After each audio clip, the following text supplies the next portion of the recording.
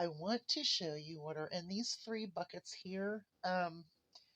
And know that I'm getting ready to make more buckets. I'm going to pull from this shelf for buckets.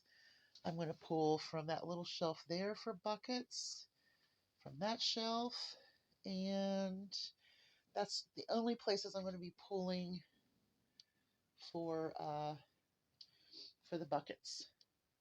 All my canned goods are going to stay in those milk crates.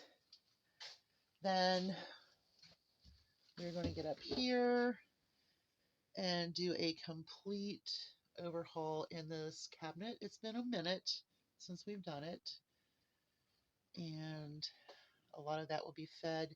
If it's any good or it's not good, it will go to the chickens.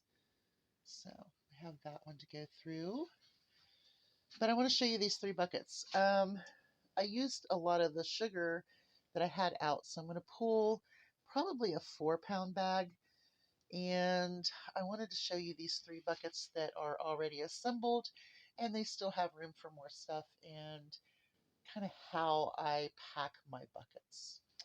Okay, so in this bucket is all sugar. These are all sugars. There's a 10-pound on the bottom. There's a 10-pound on the side. There's some 4-pounds. And now I just took a 4-pound out, so obviously I'm going to need to replace that 4-pound. I do have more sugar in other buckets, but I really like to have this bucket for the kitchen. That way we always have a running stock for us to rotate through. So, and it's been baking season, so just keep this one filled up. It's just a nice thing to do. Okay, so we pulled our sugar. I needed that. I need to clean my sugar bowl jar too. He's got coffee all over it. Okay, so this is also one of my packed buckets. A lot of times what I do is when I put stuff that's not open, I will put a bag, so that way if you do have to use it, it can be sealed up. Just something I do in my buckets. Not always, but sometimes. This one here I did. I put cornmeal in a bag, another cornmeal in a bag. This cornmeal I got really cheap, and once winter really sets in hard, some of this bucket will be taken apart and taken outside. Also in this bucket, there is baking powder. 10-pound bag of sugar and a self-rising flour 5-pound bag. Ugh, can you see it? Okay, so this is pretty much a baking bucket, but I do recommend that. Now, this winter when I freeze them out, they'll be fine to bring right back in. But just, these have not been frozen yet, and that's how I debug. So a lot of my cornmeals and flours and everything will be put in a bucket outside or a tote or something like that. So, oops, I didn't put him, we'll just stick him right there. Okay, so that is another bucket. Now, this is a different kind of food bucket.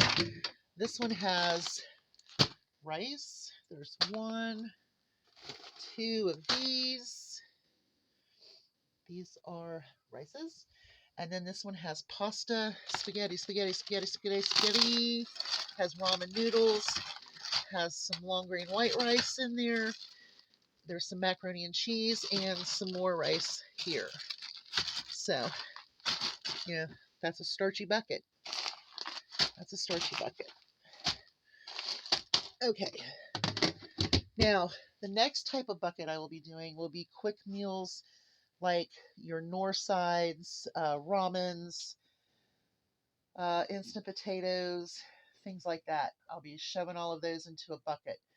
I will probably be putting my powdered peanut butter in a bucket. Actually, that one could go into my baking bucket right here, and that could be added to make some really good cookies if I needed to. But those are 3 buckets, and I'm going to say I'm probably going to have enough to do another 3 maybe 4 buckets.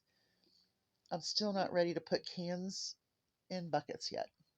All right, there you go. Look at the cereal.